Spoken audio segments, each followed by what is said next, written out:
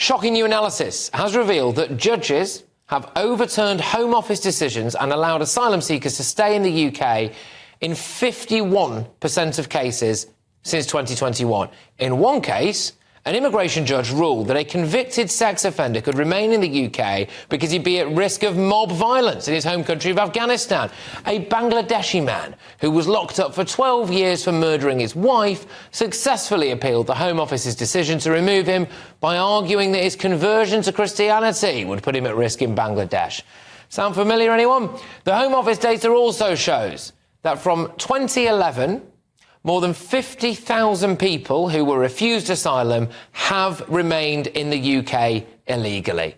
OK, 50,000 people who we have refused asylum have just remained in the UK illegally. Welcome to the show now, Director of Migration Watch UK. It's Mike Jones. Mike, great to see you. Look, what do you make of this? These numbers are stark. We're not deporting anyone, really, are we? Figures are shocking. I mean, the most fundamental question in asylum policy or illegal migration policy is if somebody enters your country illegally, or if they apply for asylum and they're refused, can you deport them? That's the most fundamental question. Now, in the vast majority of cases, the answer to that question is no, we can't deport them. There are some exceptions. The reason why the number of Albanians crossing the English Channel illegally has declined is because we have a returns policy with that country.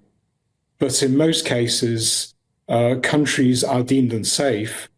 We can't deport them to their country of origin. And I think many people will want to know, how on earth have we managed to have 50,000 people who we have refused asylum to, just wandering the streets of Britain, living here? Will they still be claiming benefits? If they're not claiming benefits, presumably they're living a life of crime and wandering around the streets. It's just incredibly disturbing, Mike, isn't it? Yeah, I mean, ultimately it goes back to the legal system that we have. There's the legal aspect and there's the operational aspect. Essentially, for the asylum system to function properly, you need a legal system that allows you to deport people to their country of origin. So we have the Human Rights Act that enshrines the European Convention of Human Rights into British law. We have what's called the principle of non-refoulement.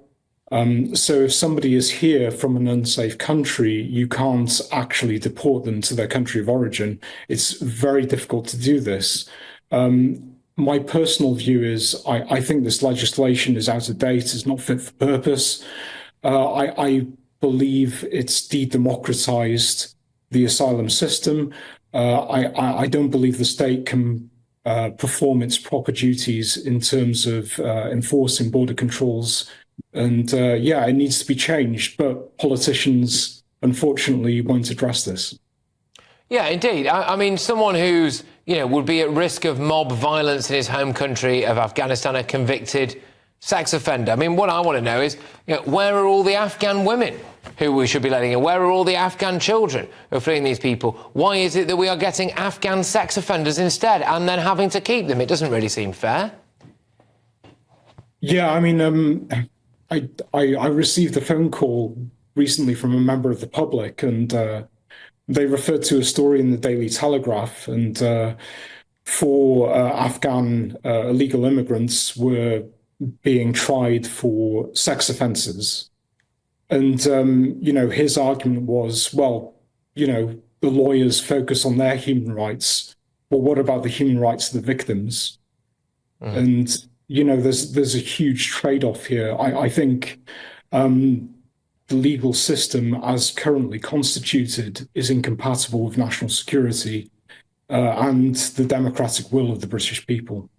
Yeah, I mean, there appears to be very little point in even trying to get rid of anybody at the minute. So let's assume, well, we don't have to assume, we know that quite a lot of people are just granted asylum first time around anyway. So let's take them out of it. Then of the people who are rejected, half of those are then granted asylum at the second attempt. If you're in the case of Abdullah Zidi, for example, you may be granted it at the third attempt. And then of those people who we have decided to categorically refuse asylum to, which will be a fraction, really, of all of those people who initially came over here, 50,000 of them are still wandering around in the streets, living in Britain. It is an absolute joke. Dr. Mike, thank you very, very much. It's always great to have you on the show. Dr. Mike Jones there of Migration Watch UK. Now, a Home Office spokesperson said this: "We stand firm on our long-standing policy that those without a right to stay in the UK will be removed. Our Illegal Migration Act makes this possible, as people who enter the UK illegally will have their asylum claims and human rights claims declared inadmissible. Each asylum application is individually assessed, including decisions on removal of individuals. Where people have previously been refused asylum in the UK, a fresh asylum claim can be made through legal representation."